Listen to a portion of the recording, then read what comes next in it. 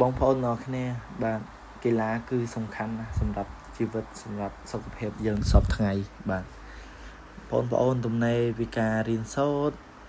ទំនេរពីការងារអាចឆ្លៀតវឹកហាត់កីឡាម្នាក់ម៉ោ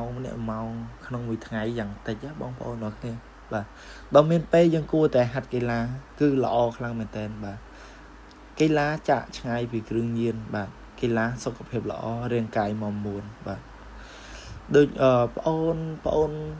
ល្ងាចមិញហ្នឹងគាត់បានឆាតមកប្រពន្ធខ្ញុំមើលទៅគាត់មិនមែនអ្នកកីឡាទេខ្ញុំឆែកទៅមើល Facebook របស់គាត់និយាយទៅយើងអាចនិយាយថាគាត់ជាក្មេងពេលបងប្អូនមិនមែនអ្នកកីឡាទេអ្នកកីឡាណាដែលរៀបចំខ្លួនបែបហ្នឹងបាទខ្ញុំអត់បង្ហាញខ្ញុំអត់យករូបគាត់មកដាក់ឲ្យមើលទេបងប្អូនអរគ្នាបាទប៉ុន្តែខ្ញុំសូមលើកយកមកនិយាយតិចគាត់បានឆាតមកប្រពន្ធខ្ញុំគាត់មិនមែនជាអ្នកកីឡាទេប៉ុន្តែគាត់សួររកសម្ភារៈកីឡាបាទគាត់លក្ខណៈថាចង់កោយើងបងប្អូនបាទគាត់ចង់កោយើងគាត់សួរសម្ភារៈកីឡាយើងសួរហើយចុះគាត់សួរហាងយើងនៅណាយើងហាងនៅឯកភ្នំគាត់ថាខ្ញុំនៅបាត់ដំបងដែរមិនដែលលើឯកភ្នំទេចេះតែកុហកគាត់ទេដល់ពេលប្រពន្ធខ្ញុំក៏និយាយឆ្លើយទៅវិញយ៉ាងស្រួលណាបើបងអត់ស្គាល់ឯកភ្នំទេចាំខ្ញុំផ្ញើទៅអស់សេវាតែប៉ុណ្ណេះទេដល់ពេលទៅក៏គាត់មិនដឹងថាគាត់មិនគាត់ជេរម៉ែយើងបងប្អូនបាទគាត់ជេរយើងយកខ្ញុំអត់លើកឡើងទេបាទពាក្យជេរវាមិនព្រោះទេប៉ុន្តែបងប្អូនដឹងហើយថាពាក្យជេរវាមិនបាទអញ្ចឹងខ្ញុំអត់លើកយកមកនិយាយទេលេងគាត់ជេរយើងយកខ្ញុំហួសចិត្តហ្មងអាណិតប្រពន្ធបងប្អូនដែលគាត់ខំរស់ស៊ីបាទពីព្រលឹមដល់ព្រលប់ហើយប៉ះភ្ញៀវអញ្ចឹងគាត់មិនអ្នកទិញអីគឺអ្នកមកកោយើងហើយជេរយើងទៀតនឹងថាគាត់បែកមកពីណាដល់ពេលចូលទៅមើល profile របស់គាត់ក៏ឃើញគាត់មានម្ដាយរបស់គាត់បាទជាគ្រូបរៀនក៏ឲ្យប្រពន្ធខ្ញុំខលទៅសួរនាំអញ្ចឹងទៅក៏គាត់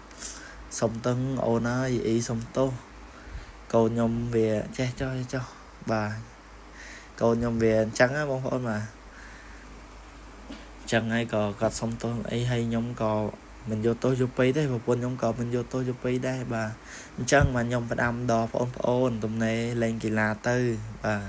ឆ្លៀតលេងកីឡាទៅមិនថាថាកីឡាបដាល់គុណខ្មែរបាទតតបាទផ្ទះទេឲ្យតែកីឡាគឺលេងទៅគឺល្អណាស់បាទ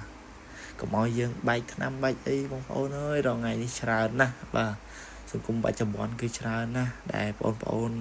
គិតមិនផុតបាទមិនទៅចង់សាកចង់ដឹងចង់លឺអីទេបាទដូចបងប្អូនដែលគាត់វឹកហាត់នៅក្នុងក្លឹបរាហូកីឡាអញ្ចឹងបាទទំនេរពីការសិក្សាគាត់ឆ្លៀតមកហាត់